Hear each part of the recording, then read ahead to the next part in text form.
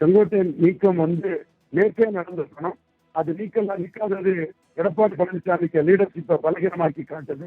அதனால பாதிப்புகள் அதிகம் இருக்கு. அந்த கருத்து பரவலா அடிபட்டதன் விளைவாக தன்னுடைய லீடர்ஷிப்பை உறுதிப்படுத்துவதற்காக எடப்பாடி பழனிசாமி செங்கோட்டையை நீக்கியிருக்கிறார்.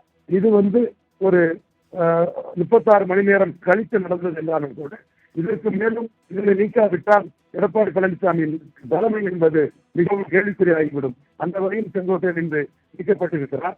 எந்த நிமிடம் ஓபிஎஸ்ஸுடன் அவர் இணைந்து பயணித்தாரோ அடுத்த நிமிடமே செங்கோட்டையன் நீக்கப்பட்டிருக்க வேண்டும். இப்பொழுது லேட்டாக நீக்கப்பட்டிருந்தாலும் இந்த நிகழ்வின் மூலமாக தன் லீடர்ஷிப்பை எடப்பாடி பழனிசாமி அசர்ட் பண்ணியிருக்கிறார் என்றுதான் நாம் கூற வேண்டும். இதைத்தான் நேற்றும் நாம் கூறினோம். நீக்காவிட்டால் அவருடைய தலைமைக்கு அது பலகீனம், நீக்கினால் அவர் பலமான தலைவர் என்று தன்னை நிரூபிக்கிறார் என்று அர்த்தம் என்று கூறினோம். சற்று காலம் நேரம் கடந்தாலும் அவர் தன்னை பலமான தலைவர் என்று இப்பொழுது நிரூபித்துள்ளார். அதே வேளையில் சசிகலா தினகரன் நீக்கம் 7% வாக்கை எடப்பாடியின் அதிமுகவிற்கு 40லிருந்து 33 குறைந்து ஏற்படுத்தியது. ஓபிஎஸ்சி நீக்கம் 13% வாக்கு இழப்பை அதிமுகவுக்கு ஏற்படுத்தியது. கொங்கு மண்டலத்தில் செங்கோட்டையனின் நீக்கமும் அதிமுகவிற்கு ஒரு கணிசமான வாக்கு இழப்பை ஏற்படுத்தும் என்று கருதுகிறேன். காரணம், எம்ஜிஆர் காலத்து தலைவர் செங்கோட்டையன் ஜெயலலிதாவின் விசுவாசியாக இருந்தவர். சசிகலா செங்கோட்டையனுக்கு தமிழகம் முழுவதும் ஆதரவு வளையம் உண்டு.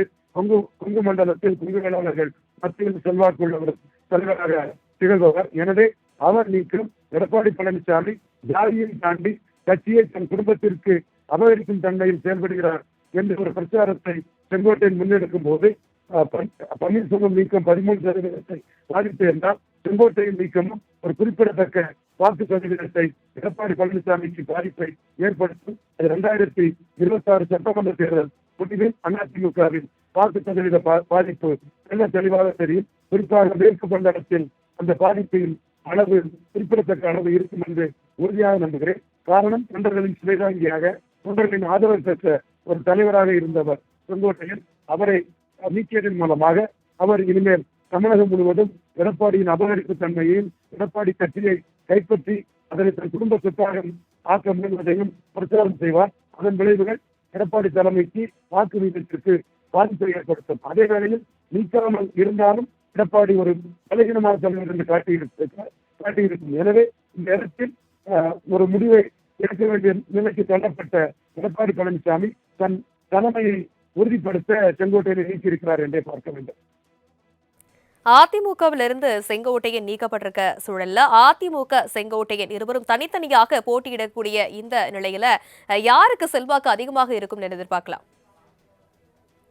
எடப்பாடி பழனிசாமி இரட்டை சின்னத்தோட இருக்கக்கூடிய பட்சத்துல செங்கோட்டையன் எடப்பாடி பழனிசாமி தான் செல்வாக்கு அதிகமா இருக்கும். ஒருவேளையில பொதுச் செயலாளர் தேர்வு செல்லாது போன்ற விஷயங்கள் ஏதாவது நடந்தால்தான் இதிலிருந்து மாறுபட்ட நிகழ்வுகள் ஏற்படும். கட்சி அமைப்பு செங்கோட்டையன் எடப்பாடியிடம் இருக்கும் போது செங்கோட்டையனால் கட்சி அமைப்பை மீறி சிறிய பாதிப்பை ஏற்படுத்த முடியும். ஒருவேளையில் சிம்பல் கையெழுத்து போடும் உரிமை எடப்பாடிக்கு இல்லாமல் போனால்தான் செங்கோட்டையன் கை ஓங்கி வருவதற்கு வாய்ப்பு உண்டு. அல்லாவிட்டால் எடப்பாடி பழனிசாமி தான் பெரிய சக்தியாக இருப்பான். பட் செங்கோட்டையனால் ஒரு பாதிப்பு உண்டு.